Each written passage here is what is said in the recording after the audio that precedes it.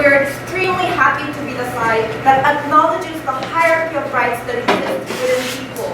We're extremely happy to sacrifice national relics if it can come for cleaner water, if it can come for vaccines, and if it can come for food for people, Mr. Speaker. And that is why we're talking about countries in Africa, South Asia, South America, where most citizens live below the abject poverty line, which means that they don't have access to basic humanitarian needs. They are not satisfied. There are people starving on the roads. They're lacking education. They're lacking welfare. They're lacking healthcare and everything. So in those countries, we are saying that they should actually sell their national relics and historical importance of anything in order to make money for the government to fund those people. And they will come and pick on us by saying that governments are so corrupt and they'll never give the money to poor people. And we'll tell you why that's not going to happen under their model. We'll preempt that case and we'll tell you how governments in these countries, especially in the modern context, do have incentive to fund these people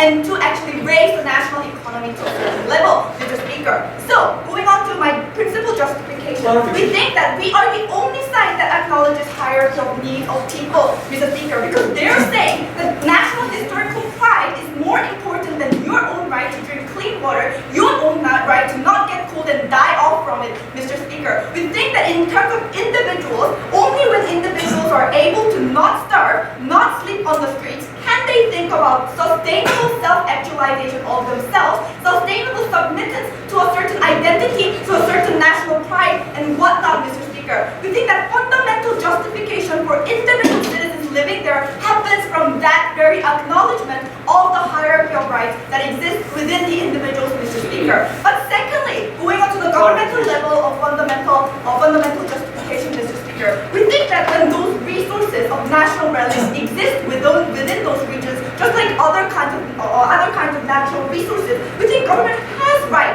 to exploit those resources in order for the government to utilize it in the direction that government wants to utilize it, Mr. Speaker, because the government is the only capable and incentivized actor to think in the long term and see the prospects of the country, Mr. Speaker. In that case, we think government is fully justified to utilize the resources that exist within those regions and actually make it better so that people can live from those money that government gets, Mr. Speaker. Now, going on to the really important part about what are the problems in the north. Thank you, sir. What are the problems in those regions and how those problems can be solved with the money we get from our national relics, Mr. Speaker. We're going to tell you very clearly. I'm not taking you. Okay, so the problem is that there is no economic development there. There's lack of infrastructure, natural resources. There is no development of industry. And the size of the economy is extremely small, and the government budget size is also extremely small, Mr. Speaker. I tell you that in both democratic and undemocratic states, in those states, we think that there is fundamental need that these most impoverished,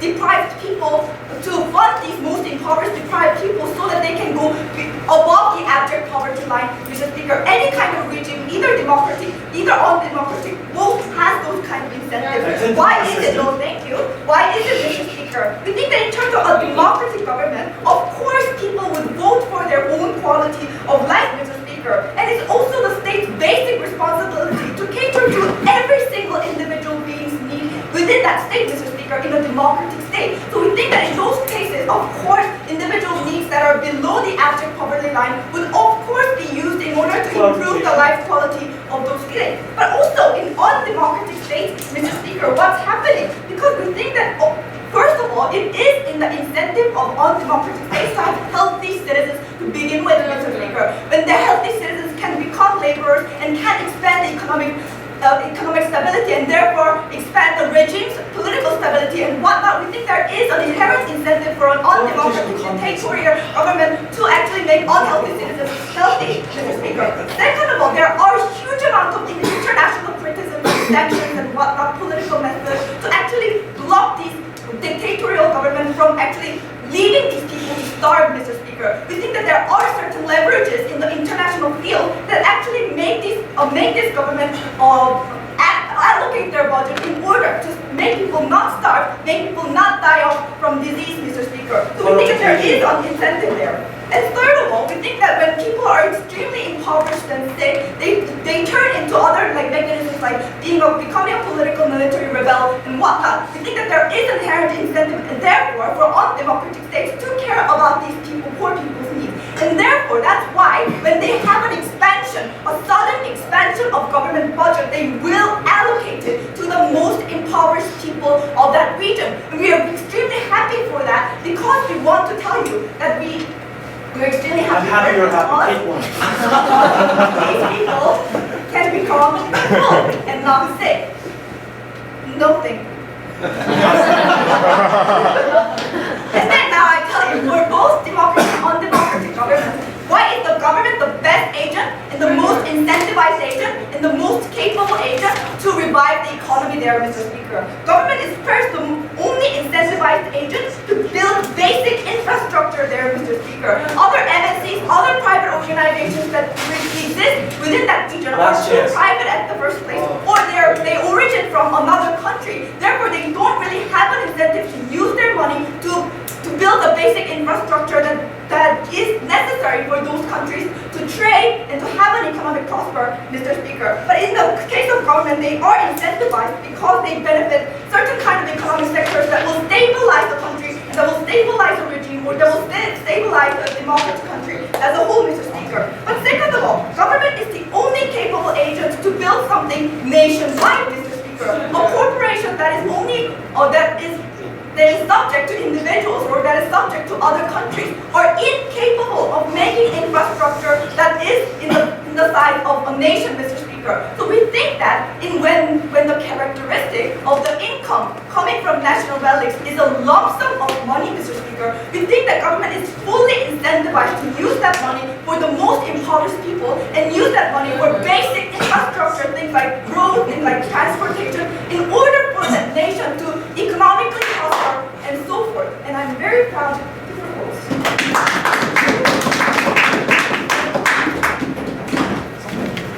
Try to thank the Prime Minister who opened the case of the opposition side. We'd like to invite the Leader of the Opposition. Here!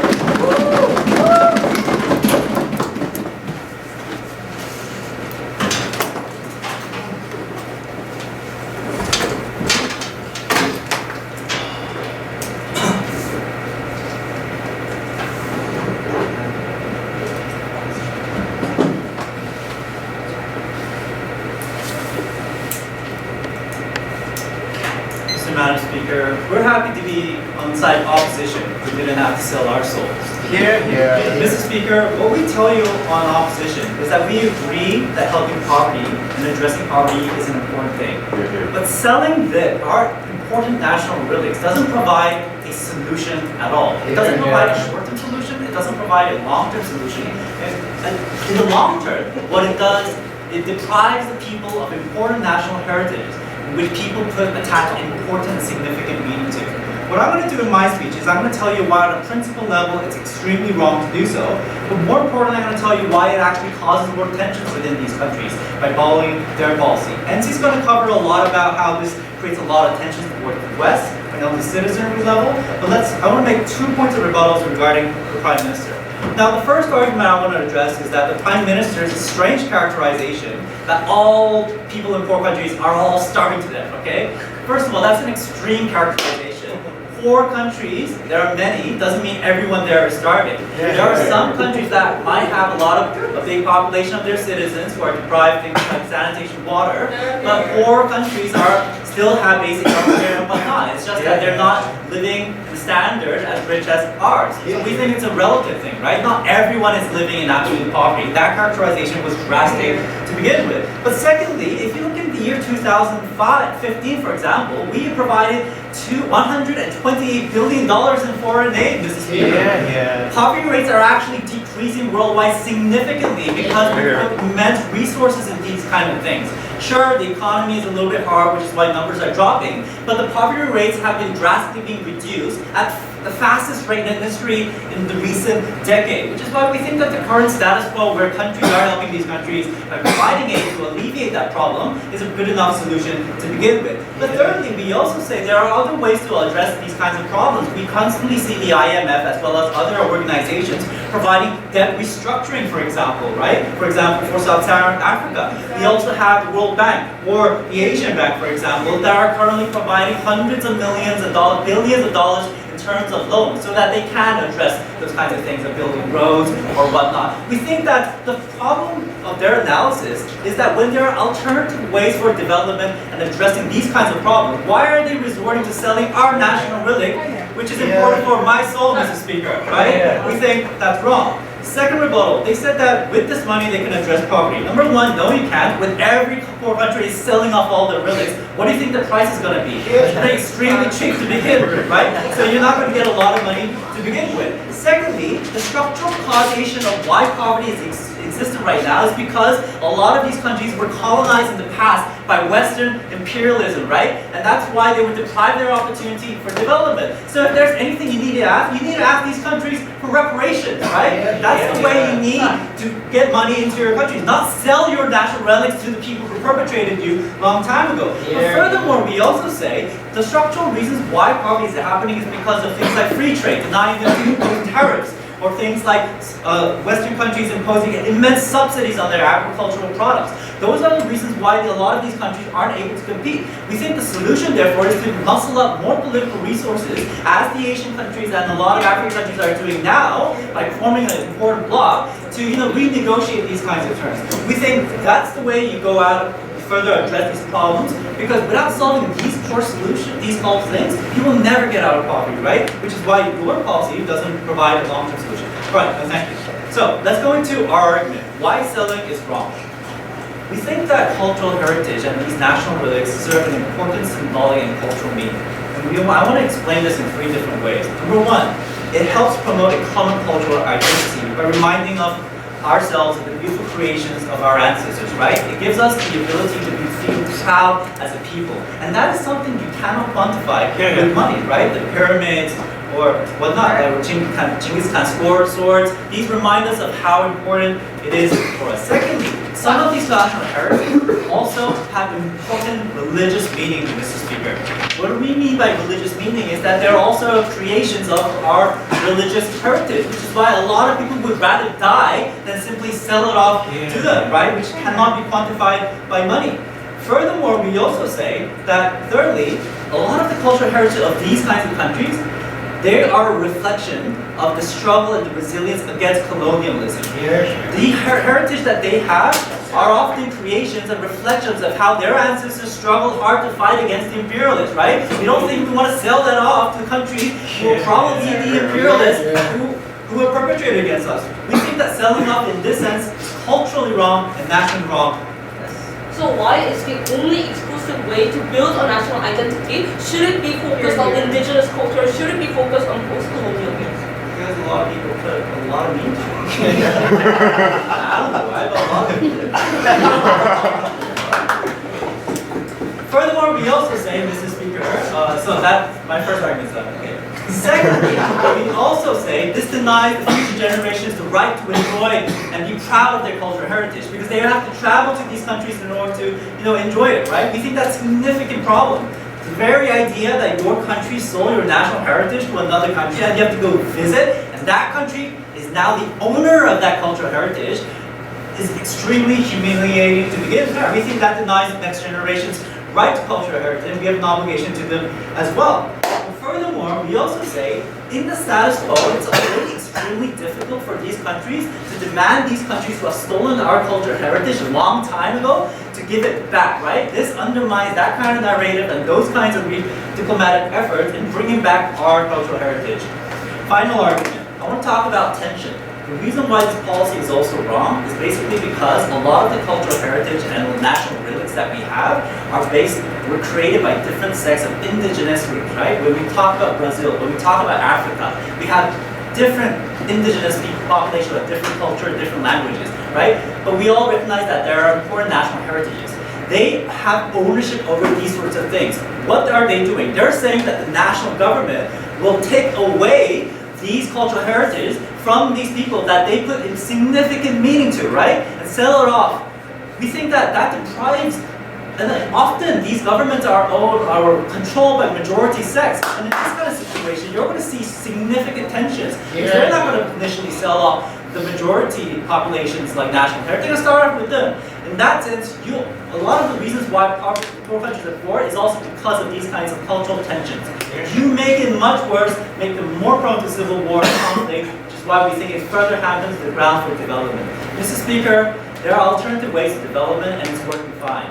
We can't solve everything right now in the beginning.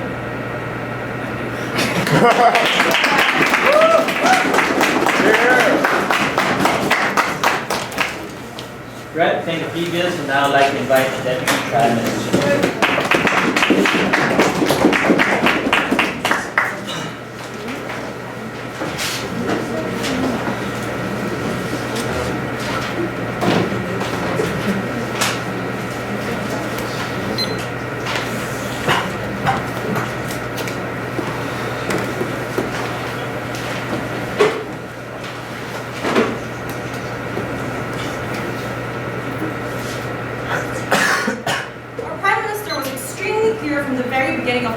That there is a comparison and there's a compromise that we're willing to take in this debate. So LO can just simply win in this debate and say that there's an importance of identity. We can't just sell it off to these Western rich countries because we're selling our identities, right? Because we concede to that exchange and we think that as a nation, your relics and whatever historical objects you have does not define the nation that you want to create and you want to rebuild, because we think that culture and history in itself constantly changes. That's why we think it's perfectly fine that we sell these things off with the trade-off of getting better money and a huge amount of money to the political resources that they concede coming from LO speech. That's why we think that's the benefit that we get. So it's not about whether or not we can absolutely sell all of these materials in one day. Obviously, that's not going to happen, and that's not the question of what LO should have in this debate. But rather, do we think that it's worth it for the benefit of whatever economy and whatever help that we are able to give towards these countries? I'm going to go step by step first with my responses, and I'm going to simply tell you why we think it's legitimate and why we think this is absolutely going to help in terms of the better lifestyle of these poor countries. First thing they said is that we can give them aid. So it's about the idea of having different alternatives. They also told you the idea of World Bank and all of these things. Firstly, on the idea of aid, you have to understand that whatever humanitarian aid that you want to give to these countries, it never works if you don't locally fix your infrastructures, if you don't allow governments to even properly allocate these funds in the first place. So the analysis here is that you have to locally change certain structures first if you want your goods, if you want your products to even go on. So if your roads are if your roads are messed up because of the tsunami, that's why the reason why Haiti, when you wanted humanitarian aid to go there, it took a long time in comparison to Japan, is the idea of locally infrastructures were developed by the local governments there. So you waste your aid as well. But then secondly, the idea of World Bank. The idea is that they simply ignore the fact of how World Bank even works as a system. It's not just simply giving money to these poor countries. World Bank is extremely demanding to what countries that they choose to give it, seeing the amount of investment that they can get. So they don't tell these countries to say that you have to improve your healthcare systems or your welfare systems because they know that it's not economically advantageous for the money that they're willing to loan within these countries. That's why we think that World Bank in itself is also not a good dependency if you want to have a huge amount of money coming to you. Sit down. So we think that in conclusion, right, at best case, even if you say that there are other alternatives, that's a simple concession of our principle that we need a huge amount of money because you can't rely on income taxes, especially when in these poor countries, your people do not give a lot of money or there's no huge economy that's going around. That's why we think that there's an urgent amount of money that you have to gather within these relics. But then there's a simple clarification that we're also going to give. Obviously, we're not going to sell them at a petty price and just assume like you're going to give it $2. Like these governments are not that dumb, right? Obviously, just how any privatization or any bidding system works, we give it to any corporation who's willing to buy these things at a huge amount of money. Like you have to understand that these historical relics, yes, because they are very valuable, like a simple clothing that was worn by like a prime minister in the thousands years ago or a king would be probably worth hundreds and thousands of dollars. That's why you think it directly goes to the funds of these governments, which is extremely valuable. There's a concession and there's a principle here that my prime minister told you in terms of how it directly goes to these governments, because you can't just simply rely on whatever economical thing that these oligopoly or these like poor people are continuously going to run off, because it's not going to give a direct benefit or huge money. No, thank you. So I'm going to tell you two things now, and this is where I'm also going to integrate my responses in terms of why we think at worst case it's fine for us to throw away these relics even if there is a cultural or historical identity that these people attach to. Because when I told you that the idea is when you get a lot of money from these relics, whether it be one or two, that's a huge amount of money, so I think they do concede to that idea. You have to understand that there are a lot of corporations and a lot of private entities who are willing to buy these things. So we have to understand that, for example, if they think that there's a huge advantage in terms of tourism, for example, this pyramid, they won't obviously like crash the pyramid and build a condominium there because these private entities know that there's a value to it, so obviously you privatize it just like how any gentrification works, just like how any kind of land reforms work in terms of them buying it from the government. So obviously if they see a historical value that they can get in terms of tourism or in terms of how the people will buy to it, obviously that's what private corporations would do. But then secondly, what you also have to understand is that preservation is much better when you have these private entities buying these things, because most of the times these governments who are extremely poor are probably too messed up to not even try to prioritize these things. Obviously, that's why there are a lot of times when even if you have a huge, like this, I forgot this thing in the Philippines, oh, sorry. Thing, right? And then behind it there's like a huge condominium, the result part, yeah. So like, they're willing to have these things in exchange for certain values because they know that it's extremely important for private entities to come there because there's no utility in the end if your people don't have a lot of money, if your governments don't have money to fix certain things, and then there's just a random stone like standing there, like what are we gonna do with that? So obviously, even if national identity is important, it doesn't rebuild and it doesn't make you move on as a citizen because you know that the government right now isn't doing active changes in terms of the historical things. So if we think that the people right now are much more important than whatever historical or cultural background that you are trying to defend from the past. They have to now. This is not schools. No, thank you. Sorry, but in terms of conservation, we win in that debate. But then secondly, why do we think that in terms of legitimacy or marketing or valuable? Oh, we think that it's much better if you put that utility within these things, right? You have to understand that culture and religion, all of these things are not appreciated by everyone. That's why we think that it's perfectly fine when you also have private entities or private people buying these objects. But you also have to understand that the only way for us to consider it as a public good if it's conceded and agreed by everyone that it's valuable for them. But obviously that's not the case because just because you go to Egypt and then you see the pyramid, you're like, oh, this is my identity as an Egyptian. That's not how it works, right? So the simple conception, the simple idea is here. If you want histories and if you want cultures to be learned and passed on to generations, we think we have alternatives like educational systems. You have books written. That's how history works in terms of memories. I don't necessarily have to go to museums to learn the idea that my past ancestors were like this. And I really refuse the idea of LO saying that we have to go there to appreciate who we are and to never move on. We have books. That's why we know how World War II happened. We don't have to go through the regime of what Hitler did just because we weren't from that age, because we have educational systems and these are different alternatives for you to have as a nation and understand your past. That's why you don't think that's mutually exclusive in the first place. But then even if the worst case happens, we think that national identities always change in the first place. Why should you always rely on the past? Why is it that a simple relic should always depend on you as a nation of who you are? Why is it that just because I sell one item from what is historically important before means that I cannot move on or create a new identity for myself as an individual or a citizen as a nation? We think that all of these things change, and we think that for us to have better public good and acknowledgement that all of these things have to progress, we think that we have to create a better utility to help these individuals we're extremely proud to propose. Thank you.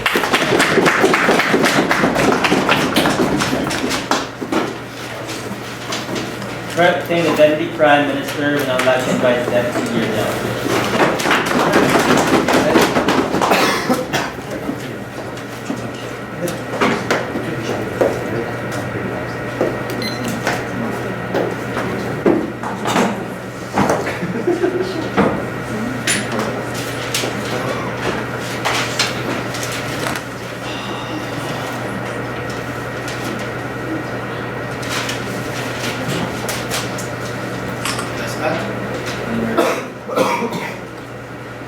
This is the reason why I can't communicate with Jan. He's from the countries where don't care about their ancestors, right? They don't care about the US hegemony. But most of our countries cares about their ancestors, cares about their scar, cares about the past. That is why if you just sell these relics just because you need a drink of water now, that will piss these people off more. More than that, no response whatsoever. My first speaker's brilliant idea. There are many different ethnic. There are many people religious. The moment you said, we want to sell this product, no product. We want to sell this relics because we want a more development, then these people is going to be pissed off more. This is the cause of the problems most of the African countries, right? This is the cause of the problems most of the Middle Eastern countries, right? These people is trying to create more problem because we are not from that countries, but we care about them. That is why we oppose today's motion. With that, I have one argument. Firstly, I'm going to talk about why their policy harms the cooperation between these poor countries and Western countries. And before moving on to my first argument, I have several responses, right? They said government duty, government knows everything. That is why you can do whatever we want. No, government is the democratic system, is the system where we choose what we want. That is why they don't have any understanding. Even if that is true, my first speaker clearly said there is a, the urgently we need to send this right now. There is a price is going to be extremely low. Then their second speaker said, no, wait, we don't have to. Then there is a tension, right? If you don't have any urgency right now, you don't have to sell it right now, then people can leave right now, then there's no urgency. That is why we don't have to sell our soul to save these people's ass, right? No, you don't have to laugh because these people laugh at you. That is why. Then they said tourism can be a solution. Then my government can have a tourism too. Why Egyptian government don't have a capability to have a great tourism, right? In the future, this tourism is going to feed more people. That is why that is the problem. They said preservation is much more better. Our government also can preserve our relics and historical site, right? But the problem is ownership is matter to these people, right? The moment Western people who raped our countries, raped our ancestors, again find our relics, then these people is going to be pissed off more. Then they said Filipinos argument, we don't care, we don't have to see this historical site because we don't care about our ancestors. But most of people know. Like my first speaker said, most people cares about the scar and our history, our ancestor. That is why Koreans, you have to understand because of Japan-Korea problems, right? That is why we will be pissed off, right? And it's going to make more problems. They said you can form your own identity in the different thing. Maybe I can form my identity mouse. Because this mouse doesn't have a historical impact. Okay? Historical impact. Next question. They don't have any context. What is their context? Country is poor, with many relics because they need a lot of money. Government, good government, 90% of our people are starving. Give me one country, then I'm going to leave this room. They cannot, because most of our countries have good, like the foreign aid. They have a relatively development right now. They are debating with nothing. More than that, they said dictators are nice. They will utilize their money to help make their citizens more healthy. Give me one more country too. I give you 100. North Korea, Syria, Libya, most of the African countries, most of our countries, dictators fucked up their own people. That is why it's not going to happen. But never mind, because we are nice. But you guys are not nice, that is why you're not going to happen. Anyway, so next question. Even if that is the problem, can government policy can solve the problem? We said no. Because money, their solution requires problem and solution requires a lot of money. We need to build a new infrastructure, it requires a lot of money. We need to have a better government system, it requires a lot of money. We need a lot of skills and education, it risks a lot of money. If you have a one small relics, I can't solve the problem, right? But it creates a lot of harm, like my first speaker said. No response whatsoever. Supply and demand. Easy concept, everybody understand. No response whatsoever. That is why we should go to this debate. Like I said before, poor countries don't need a lot of money. They need new, better government system, right? That is not going to be achieved by the money. That is going to be achieved by the national identity. That is going to be achieved by our people. I care about you, you care about me. That is why we must have a better government. Things you never understand because you are bitching in the debate every day. That is why you must understand better. So if you can't solve these problems, if you can't have a lot of money, if you can't persuade people, this is the right thing to do, you can't win this debate. Do you guys have a QI? Yes. Anyway. So how is your government planning to preserve those relics in order for the next generation to see it anyway when people are dining on it and people are raped? Egypt, Greeks, many countries doing fine right now. They are utilizing these relics and sites to get more money by attracting more the foreigners and the tourism, right? Yes, They can. That is why they don't necessarily to create more problems. Let's move on. My last argument is going to be related and nice to listen carefully. Last argument why there's a problem, cooperation between poor countries and Western countries. Sadly, these poor countries actually need help from the Western countries, right? Like foreign aid. They must spread more democratic system. They must be NGO. NGO provide education, treatment of disease, AIDS prevention, family planning. These people more affected is from the Western countries, right? The problems of their policy, it prevents poor countries from getting those help. Why? Because it is simple. It looks like neo-Western imperialism. I just read from Clash of something. This is very simple. Countries where raped us in the past is trying to rape us again by the system where we are belonging to, just because we don't have the money, right? And my government is willing to sell this product and relics because my government doesn't like us. We think this is the problem. Why? Because opposition political party and religious political party and religious organization is going to propagate the war. Look, West is coming for us again. They are attacking us. They trying to raping us again. That is why you shouldn't get any help from the Western government. Democratic system is not for you, for them. Foreign aid is not for you, for them. Factory is not for you, for them. That is why the government and people is not going to accept any help from the Western government. We think this is the problem. If they don't get any expert from the World Bank, they don't get money from the IMF and World Bank, NGO, these countries cannot be wealthy countries, right? That is why we think their policy is the problem. Mr. Speaker, their policy doesn't have any practicality. Their policy doesn't have any source. Their policy doesn't have any efficacy. That is why we are strongly opposed to this motion.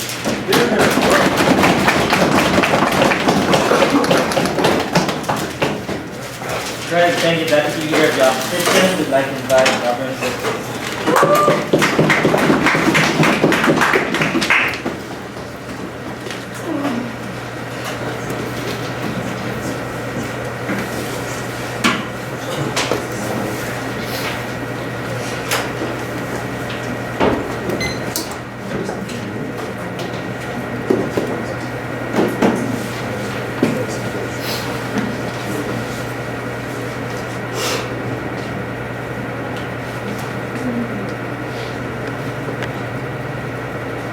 As much as I think myself is really bitchy, I don't think really like this team is giving any analysis other than trying to, like bitch around about how you rape these here and you specifically have to use the word rape, that you have to, like these countries were raped of their virginity by these like Western imperialists, and that's so bad. And therefore like we have to, like preserve national identity when they fail to really answer any of the analysis coming from the Prime Minister about how there's hierarchy of needs, hierarchy of interest, and why people should be prioritizing other things over national identity. Basically, we've heard no answer about that other than simply saying, hey, national identity has a lot of meaning to a certain number of people. When we tell you, yes, we have to compromise things, we have to compromise cultures as we develop, as we make social development. That's basically the idea behind any development policy we have, right? So when you look at the meta of this debate, when they can't simply provide why the idea of national identity is never a replaceable one and never can be more important than the basic rights that we are talking about, we think basically they can't really win this debate. Having said, I'm going to talk about three things in my speech today. First of all, I'm going to talk about the idea of, hey, the indigenous population will be angry and there will be a tension in this country, and hey, this country will be very politically unstable. I'm going to refute that. Secondly, I'm going to talk about the idea of how the benefits will trickle down and why it is likely to trickle down and why it's good on the our side. Lastly, I'm going to talk about how national identity is an extremely vague concept, and then let me tell you and give you counter narratives on how we can rebuild national identity, which is I think Sally also did, but never was responded by opposition. Okay, first things first, about how indigenous I didn't talk about anything, right? Like how indigenous population will be angry, there will be tensions inside this nation, and they don't like tension.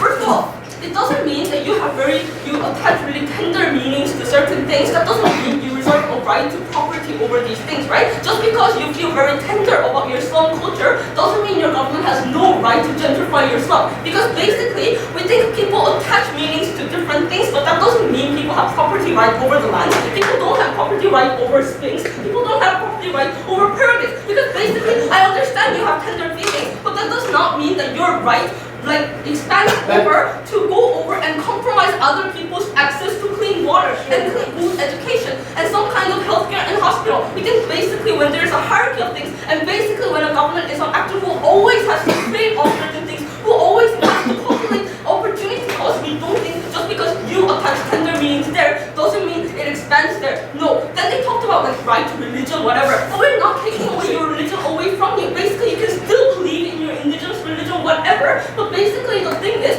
that doesn't mean you have a right to property over the things that we're going to sell. It doesn't mean the government is going to destroy your religion. It doesn't mean the government is going to take away your religion and make you, force you to believe in other things. It doesn't mean that we're going to block you from seeing it, whatever. The thing is, the property, the ownership basically changes. Who is in charge of it changes. But it doesn't mean that these people owned it in the first place. It was just left there. We think basically the status quo identification is already wrong there. Furthermore, secondly, we think basically it is also in your interest if the national economy develops. Even if you are an indigenous person, basically if you're a citizen in the country, if the national economy develops, if it has better infrastructure, if it has better healthcare, it is also in your interest. So basically we think this is not doing something against their interest, but basically the government is doing something good for you. Then they have this some kind of weird argument in the previous speaker's idea about how people will use anti-Western rhetoric and say, hey, these Western people are coming against us and we need to reject everything coming from the West. Basically, first of all, that's an argument against any aid, any IMF thing, any World Bank thing that your LO talked about. Basically, if you say any money coming from West is something so vague and something so evil, we're not going to accept it, and the rhetoric is always going to be there. Basically, that means you're not going to allow any Western country to provide you any kind of assistance. So we think basically you have a problem with logical consistency. But moreover, Logical consistency. yes, go on. Okay. Your second speaker says that national heritage and all these things are important, but at the same time you're going to sell it for a really big buck because it really is important. So who's actually making your mind? No, what the hell? The thing is that it is, yes, it is important, but the thing is it is important because society wants to, put a lot of value to it. But the thing is, that doesn't mean people have right to property over it. They're very different things. We're saying you can always build a new national identity. That doesn't mean a lot of rich people in the world, that doesn't change the fact that a lot of rich people in the world want to privatize these things and want to have an ownership over these things. These are two very different things. I mean, of course they're different things. Having said, let's move on. Like they speak about how anti-Western rhetoric is going to be the problem, but we think basically, of course, a nation has to deal with the rhetoric, a nation needs to have a discourse over it, a nation has to persuade its people for the need. And people are going to be persuaded when they see the benefits of having this money, having this governmental budget. We don't really see why, because of these certain political rhetoric, certain people are going to use, we should be afraid of doing anything. No, let's move on. So the second issue of how the benefits will trickle down. First of all, they have no rebuttal absolutely against our idea of how preservation happens better on our side, because private entities see interest in preserving these things. When these governments do not have the budget to really care about preserving these cultural artifacts, we think basically it is better to be preserved in private hands. But moreover, we think tourism is not taken under your side, because tourism also exists under our side, because you can't simply dig up pyramid and take it away from Egypt, but it is going to remain there, but the ownership is just taken over by other people. So the local economy that develops around the tourists for Egypt, around pyramid, is still going to exist, and the benefit is still going to trickle down to the local people. Basically, if you sell other things around Egypt in pyramid, basically the economic benefit you get, the local people get from there, is going to still exist. So basically, the idea is tourism is not your thing, basically. Thirdly, they talk about how there are other alternatives to solving poverty, but we think this is the best mechanism, because now the richest people of the world are going to spend a lot of their money to help the poorest countries of the world. We think that's the best thing we can do, because there's a natural mechanism happening that rich people who have nowhere to use their money are going to buy a lot of cultural artifacts and feel good, while the poorest countries are able to satisfy the basic humanitarian needs of their own people. Having said, let's move on. Lastly, to the idea of national identity and national heritage. Hey, just look at how different countries rebuild their identities as they develop, right? Look at countries that move on from indigenous identity but create ideas of how metropolitan cities and how new modern cities can be their new national identity. I think people can have very different pride about their own countries. Not everyone in Korea has a national pride over what Joseon Dynasty did, but a lot of people attach pride to the miracle of Han River and how economic development was made in their country. We think national identities are always changing. It can be attached over very many things.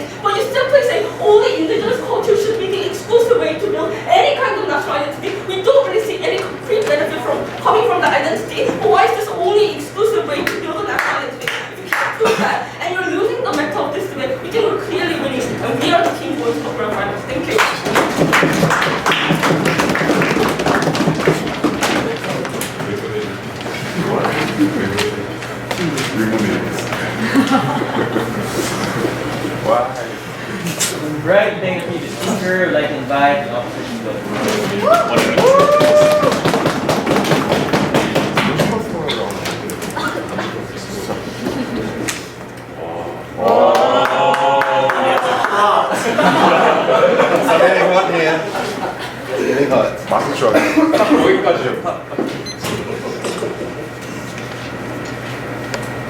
Ladies and gentlemen, this doesn't have to be a dog fight, but eventually it did. And as Saito Ryoku, a Japanese wonderful literary precious treasure of their culture, once said, the losing dog usually barks louder with their tail between their legs. We believe that if you're so scared to actually engage with any of the things that we're talking about, no, you don't deserve to go anywhere other than home. Basically, simply, the ontological aspect. If you want to talk about ontology, let's talk about ontology. Let's talk about a few divisions. All the stories and all these other things, their conclusion is we need money.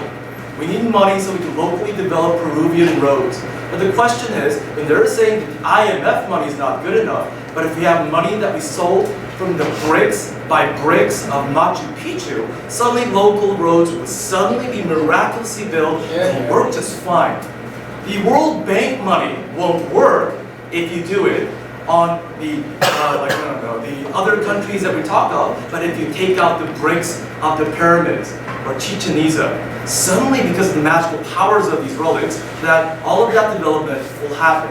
Here's the biggest problem here, because you're both talking about money, but has never been responsive to the fact that poverty is dropping. Poverty is dropping. The UN stated that poverty has never dropped this fast. We also see that not only is aid an issue, we also talked about reparations. I'm sorry to talk about this, but I'm going to use a lot of British examples, Andy, but Thomas Carlyle once said, Indian Empire or no Indian Empire, the British will not live without Shakespeare. We will not be willing to trade India for Shakespeare. So the rich and the powerful know how valuable this is. But at the same time, this is a privilege only for rich people, for empires, only for us. When it's you, when it's poor, fuck it. Sell it so you can get more AIDS medicine for about 3 months, because it's a short-term exchange anyway. After you sold every brick from your antique relics, what are you going to do now after that? Because AIDS viruses tend to last longer than the time that you pick off and picket your relics in the first place. You have nothing. You have nothing. David Cameron went to Jamaica to renew relations. The Jamaican government said, we don't need your sympathy money. We want reparations. We want damages. If you want money, go for that. We already have billions of dollars. We already have other options. We have measures. And you want to go sell your soul. Please sit down. You talk about rape, but because there was a rape. If you go to the Royal British Museum, that is a museum of rape and pillaging and damages and destruction. They have the audacity to go and say that you can't protect your own culture. Tell that to the Greeks and give back the Elgin marbles. Give them back their pieces of Parthenon, then tell them that you can't do that. Give back the tabula rasa Rosetta Stones to the Egyptians, and then have the audacity to say that you can't deal with your own stuff. We will do it better because we pillage it for you. We think that that is a disgusting, very, very pathetic imperialistic position, and we think that that is the crux of why this is a problem. Because we also had no response from the reasons why they're poor in the first place. Were they poor because they were poor? Was it osmosis? Was God being cruel? Or was it because they have been, again, raped and pillaged of their future generations in West Africa by American slave trades? Were they not destroyed by the World Bank 1980s Washington Consensus of not allowing to have their own economic policies? And then you come back and say that you're poor, so give us what you have. They are poor because they have been wronged by the people that are willing to buy your relics. You don't like rape analogies, but I think this is probably the only case where it's actually relevant. A woman is poor because she has been brutally raped by a man, and the man comes back and says, I will give you money if you now consensually have sex with me if I will pay you. That is a reason why you should not take this, because the poverty happened because of the people that are willing to buy the things, in this case, because now there's an illusion of free choice. But the conditions were already there in the first place because you created those conditions. You talked about the aspects of money. We told you we already have systems of money. We already have methods of money. But here's the point that you never responded. And you, because you don't listen, you didn't really listen to the point. We, as a second speaker told you, there has been slowly growing trust between the West and the rest. They are starting to forgive them. Yes, maybe you do mean it. And then you respark this all over again. You're poor. You're pathetic, so give us your stuff once more. You are reigniting the mistrust. You are canceling out the efforts that we have established so far from 60s and 70 years. So there is a damage because our alternative cannot work if the countries that are receiving this no longer wish to do so. They're here again. They're here to take away our stuff again. And this time, they're going to put it in their museums and their mantle walls so they can gloat. And they have the audacity to say, oh, it's okay. You can still look at it if you buy a plane ticket and you get a passport and permission, which you might not get if you're from the Middle East these days. And then you can look through it through the glasses of the British Royal Museum or the Revora, stated, once used to be yours, but you are horrifically bad at this, so we're keeping it for keepsakes, forever. Where is the pride in that? Where is the humiliation though? Where is the pride? But where it clearly is the humiliation. When you mean that you can still reestablish your culture, sure you can build a apartment building or shopping malls, like sure Filipinos are pretty good at that, but what happens to what was meaningful? Resources don't have historical meaning. Historical relics do. Religious relics too. You're saying that if Israel got poor, you were going to go and sell off the Dome of the Rock, which doesn't even belong to you? A subsection that you don't have any accountability for. We believe that the final problem that we have is also this.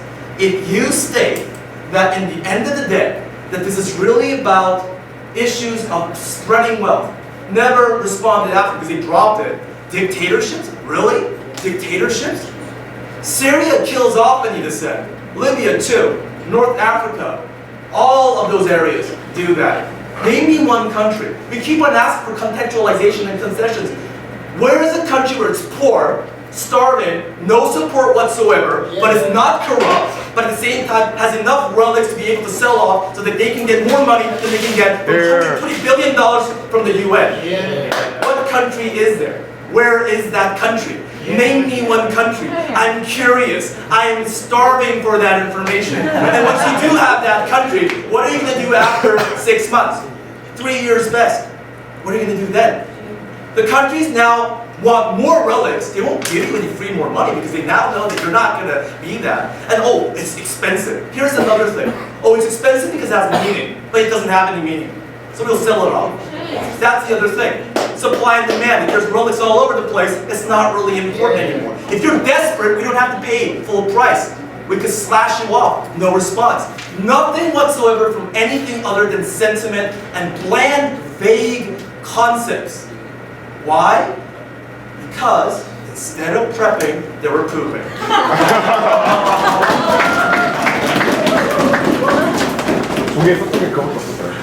Right? Notification of the opposition. Opposition reply.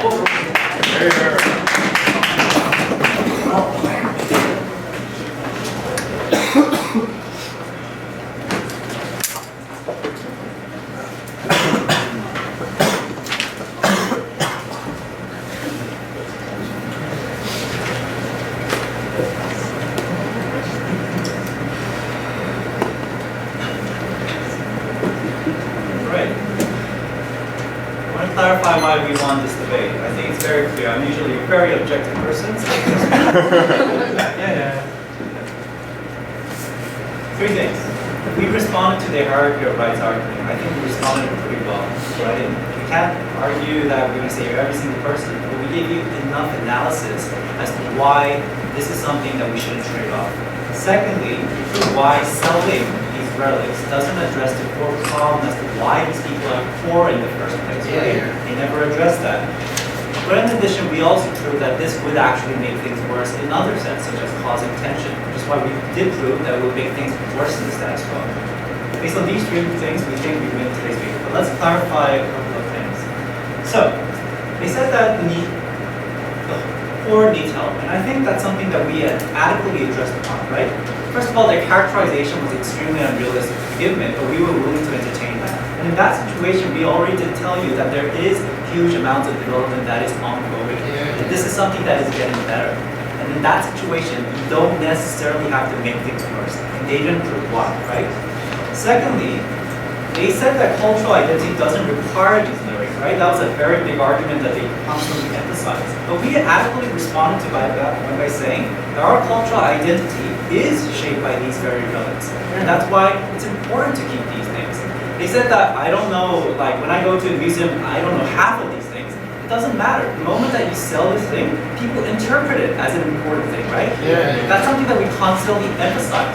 Some people put religious meaning to it. Some people put like a social meaning to it, historical meaning to it. And that is something that they can't generalize by saying it's unimportant because I think so. Right?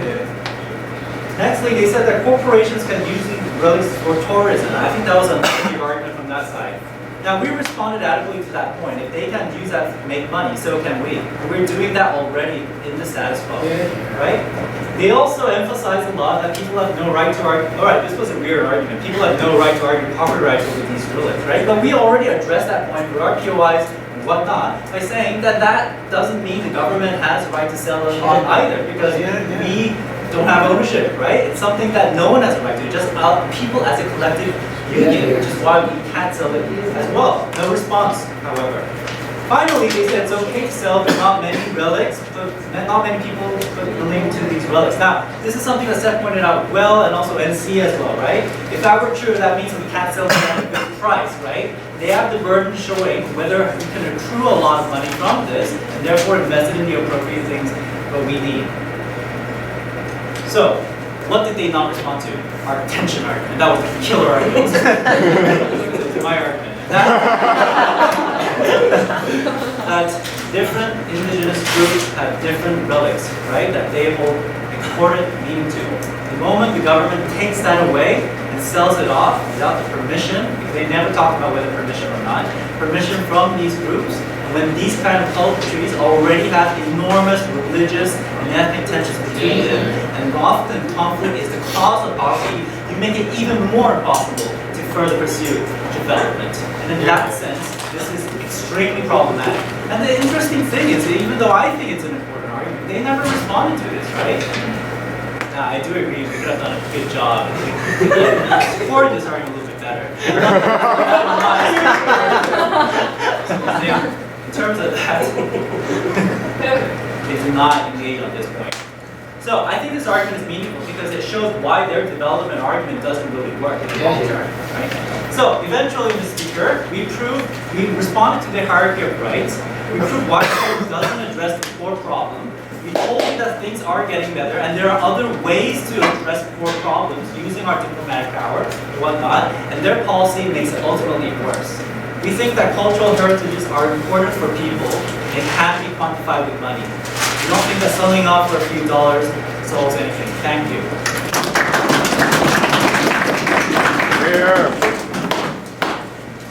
Right, close today, government flag.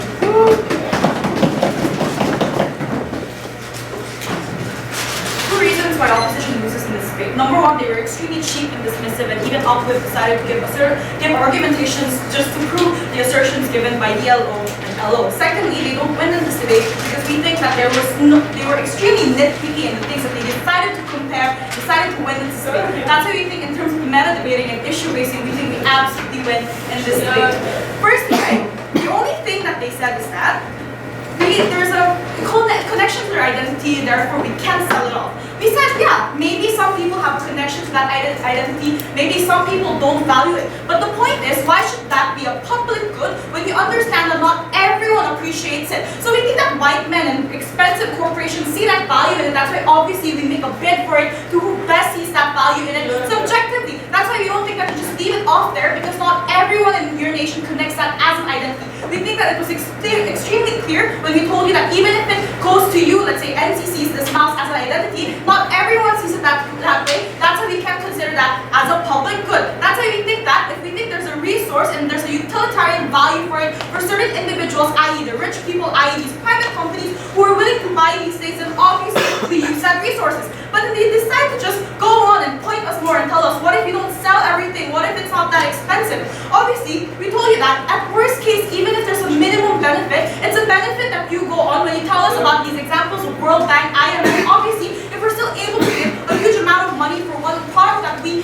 are able to sell, it's still beneficial for the country. So why is that something bad in the first place? You have to prove to us why, in comparison, this national identity of one individual or one certain group overrides the benefit of what the country can do. Because we think that when you sell that product, it goes to everyone, it goes to all of your people who desperately need these things. So they never engage to the benefits that my Prime Minister told you, right? But then they also said we also told you the idea that even if there may be different regimes, whether they could be corrupt or not, they have all the incentive to make sure that they treat their people well in order for the nation to strive in the first place. So you can't just simply poke us with feasibility, because principally we think that this is what's more important in this debate. But then also, right, they told you, they never responded to the idea when we talked about how passing on the identity and rebuilding identity is something that's possible. They just kept saying that this identity is important, this is something that's extremely valuable for me. But then we told you different alternatives. The idea, right, just because we come from a Chosun dynasty, if that's what you call it, doesn't necessarily mean that we have to continue living this way. So maybe right now what we value more important is probably K-pop things. That's what we told you about how rebuilding exists in the first place. But then secondly, I also told you about the idea that if you think there's a huge importance to it, then obviously we have books, we have other narratives that you can present that educationally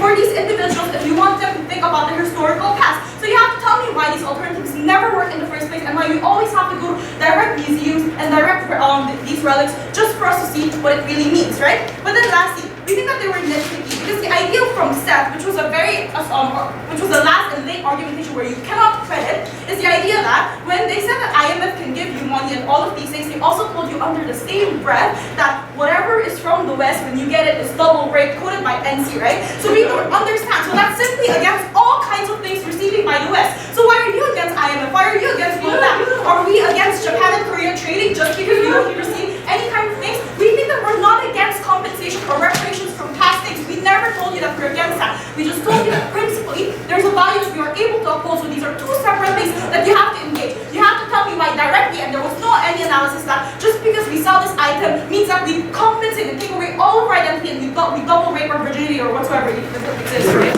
So the main correlation of this debate is if you're able to have alternatives and if you're able to move on, why is it that necessarily you have this kind of exclusionary idea that you can never separate, why you can never